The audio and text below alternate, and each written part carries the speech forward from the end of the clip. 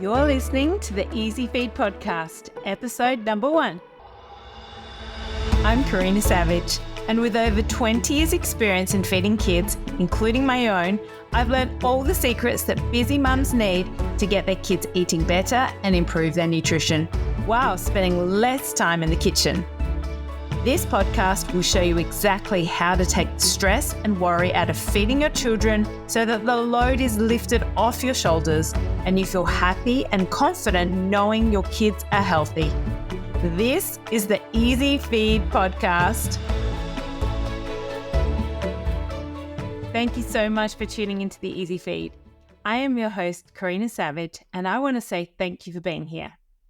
In this episode, I'm going to be sharing a bit about me and my journey and why you want to be listening to me and what you're going to get out of it.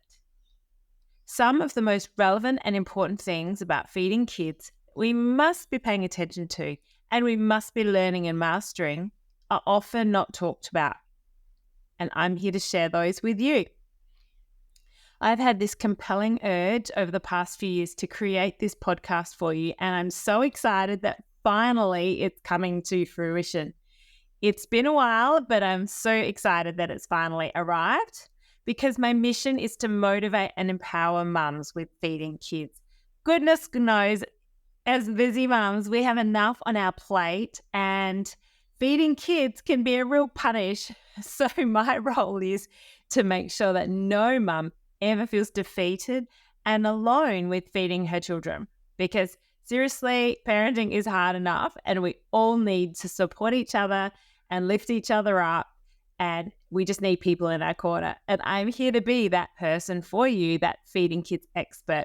I've been around for a while now, 21 years as a paediatric dietitian and mum of 2 who have been a little bit fussy themselves. So I'm here to cover a whole lot of goodness for you in the feeding kids department. So we're going to be covering a whole lot of things, from how to get your children to start eating healthier foods, how to boost the nutrients throughout their day, how to become a label reading guru, healthy snack ideas, you name it, we'll be covering it in this podcast. And of course, I'm open to suggestions. So please let me know if there's a specific topic that you would like covered.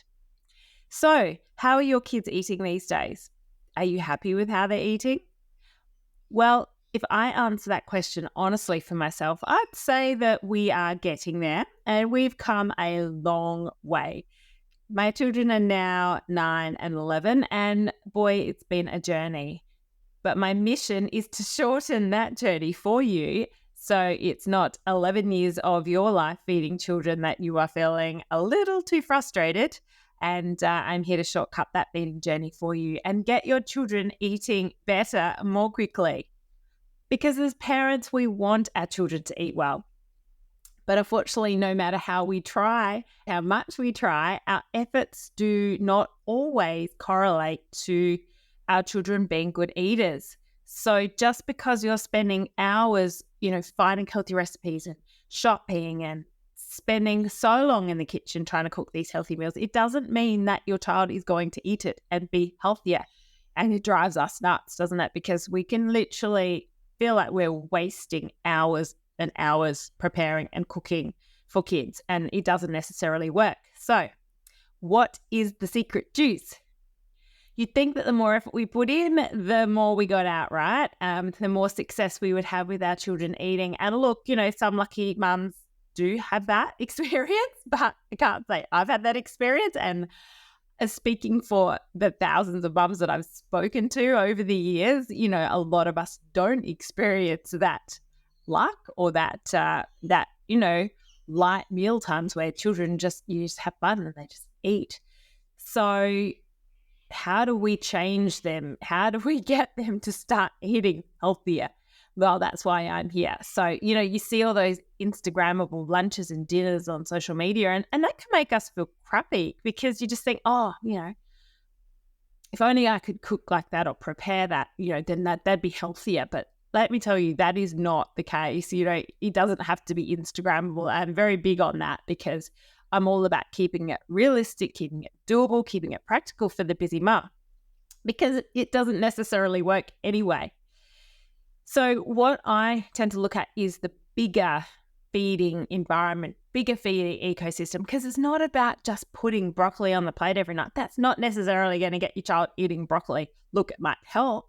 And that's certainly perhaps what we'll get taught at uni as dietitians, to say just repeated exposure, that's what's going to work. But I speak from experience, and you've got your own kids and you've probably tried that too, and it's not necessarily going to work. So what I'm here to do is to scratch the surface a little bit. I'm going to be talking about things that you might not hear about on other podcasts, because it's looking at that whole greater feeding ecosystem or environment, which not only looks at what's happening at dinner time at the dinner table, but it's also looking at our own mindset, our own confidence as mums, because that plays a huge role in everything. Our own mindset and our own approach to feeding children makes or breaks, at dinner time. It makes or breaks how our children behave around food, how they think about food, because as parents, we are their teachers for everything in life. Good luck to them. And feeding kids, we need to teach them about food. We need to teach them about healthy eating. And I realized how I approached meal times and eating, encouraging my daughter to eat. It probably wasn't the most effective way to actually get her to eat new foods. And, I've taken 11 years, well, the best part of that time, to really refine and work out the best way. And that's what I'm here to do, is to share that with you. So it's not just talking about the practical stuff at dinner time. It's a lot to do with how we show up as mums, how we're feeding our children. And of course, I'm going to give you all those tips and tricks along the way, and, what to look for and what to not. So I'm going to arm you with your own feeding toolkit so that you're more able to feed your children healthy, and you've just got that information. Knowledge is power, right? So often as mums, we feel super guilty when our children eat a lot of junk, and some mums tell me that they really feel like a total failure. And I think a lot of the time we link our self-worth to how our children eat. Certainly I've been guilty of that, and I don't think that's fair. It happens, but I don't think that's fair. And it's often hard to separate the two. It's hard to separate how our children eat and behave around food and our own ability as a mum to parent them and to nurture them. Because as a mum, we have an innate ability or an innate desire, I should say, to nurture our young. And we want them to be nourished and to thrive. And it's not only human nature, it's nature of all kinds, the animal kingdom, right? Any animal, whether it's a gorilla or a cow or a bird, they want to feed their young and they want them to thrive. And so when your child doesn't follow suit and doesn't eat like you think they should eat to be healthy and to thrive, then that throws a curveball at you. And that curveball, so to speak, can really rock the boat, and it can rock your confidence as a mum, and it certainly can bring a whole lot of stress and worry, not only at feeding time, but all throughout the day, because it makes you feel like you're not doing a good job as a mum. It makes you feel worried that they're not getting enough. So this stress and worry can have a massive ripple effect, and it can extend throughout the whole family too, because sometimes often I find, mum and dad will have disagreements or arguments about the best approach to feeding little Johnny. And sometimes dad will have a different approach to mum. Maybe one's more forceful and the other one doesn't agree with that. And I've certainly had families that tell me that they've actually pinned their child down to feed them. Or I've also had families tell me that they gave their child, or they tried to bribe their child with $50 to try to eat something. So, there's huge different approaches in families, and sometimes parents will have different approaches between them. And when that happens, that can bring about a lot of stress and disagreements between the parents. And then, that unrest and that argumentative sort of vibe at dinner time can then extend throughout the day. And sometimes, the family's just not as happy as it could be compared to when, or if you are having connected, happy, light, fun family meal times together. Because look, in our busy lives, there's not many opportunities for us as a family to come together to connect each day. We're often pulled in all different directions. And look, I appreciate that it's not always possible for both parents to be home at dinner time. I completely appreciate that. So often it's not always the happy family sharing dinner time together, but if that can happen, then amazing. Or if it can happen on the weekend, then amazing, because that is really valuable time. And there's a whole lot of really solid evidence about the social and emotional benefits of families connecting and coming together. And dinner time is a great opportunity for that. But, it's not always possible. And we'll talk about more about that in another podcast. But I just wanted to share a little bit about my story now. As I said, my children are now 9 and 11. But if we rewind to when my daughter was young, she was super, super fussy. And look, she's getting there now. But back then, she really didn't eat meat. She was low in iron. She actually had a blood test because, I'll expand on that in a little bit.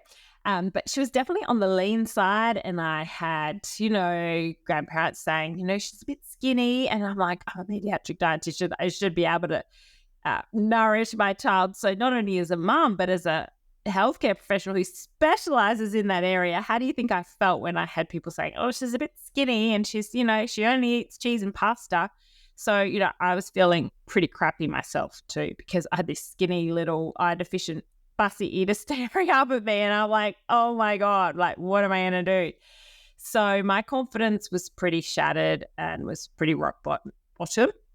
And my mindset was not positive. And my perspective on feeding her was really, I guess, of the vibe that it was a struggle. And I just felt like a failure, to be honest. So what I've realized is that I wasn't necessarily a failure. It was just how she was. But if I'd done things differently, I think I probably could have created a slightly more positive sort of mindset and vibe, which then would have meant that she probably expanded her intake a lot quicker, which would have then reduced my worry and stress and feeling of being judged and all of that comes with, kids that don't eat well and mums who worry about their kids who don't eat well. So, I think I would have saved myself years of battling this and comparing what she ate to others and wishing like I could have started all over again. And that's why I'm here to try and short that time for you. So if I had her now, knowing what I know now, I'm positive it would be completely different. I'm positive that she would have had a different feeding experience. And again, it's not just, putting veggies on her plate because, I could do that. It's all the stuff that you can't see. It's all the hidden little things. It's the mindset. It's the approach. It's the vibe. It's the energy. It's how you talk about food. It's all those little things that are actually the big things that really play into whether a child is actually going to try food or not. So all these little secrets to success feeding kids is what I'm here to share with you. But as I said, they're not just the physical things. It's a lot to do with our own confidence and our mindset and our energy because they are sponges. They absorb everything from us. And it's not just the physical, the words, the look. It's all of the subconscious. It's the energy. It's the vibe that you're exuding. They pick up on all of that. They are sponges. And, people talk about frequencies and the mood and all of those things the kids pick up on. And that absolutely makes or breaks a mealtime. So that's what I'm going to be talking about, as well as all the other practical stuff. And we're just going to make it fun and keep it light. And hopefully this motivates you with your own children. So I just wanted to, dive into a little bit more about what we'll be talking about. I am a huge gut health geek. I spent 10 years as a pediatric dietitian specializing in gut issues and complex gut issues in a children's hospital. But, I've always loved the gastrointestinal tract and digestion and absorption. So, yes, I will be delving into that because, to be honest with you, gut health is the center of our systemic health. And that's not just for children, it's for adults as well. It starts right when you're a baby. It starts when you're in utero, actually. And we could talk about this another time. But certainly your gut health plays a huge role in your development, your risk of allergies, your risk of obesity, and also reducing your risk of, problems as an adult. So I'm going to be talking about gut health throughout these podcasts. I'm not going to talk about every podcast, but certainly feel free to throw any questions you've got at me about gut health, because I will certainly love to answer them. So yeah, that's something else we'll be talking about. But anyway, back to confidence. I just wanted to let you know that this podcast is really designed to help build your confidence feeding children, because as I said, the thousands of mums that I've worked with over the past 21 years, a lot of them have actually confessed to just feeling completely lost around, how to go about feeding their child, especially when their child is fussy, and how to set up a healthy eating plan that will get them on the right track. Now, I will take this moment to pause and let you know that this is the exact reason I have created a Nourishing Kids membership for busy mums who want to feed their children better. It is a complete A to Z toolkit for getting your child to eat better, more nutritious foods without the food stress and spending less time in the kitchen. So you can find out more about this Nourishing Kids membership in the show notes. Okay, back to confidence.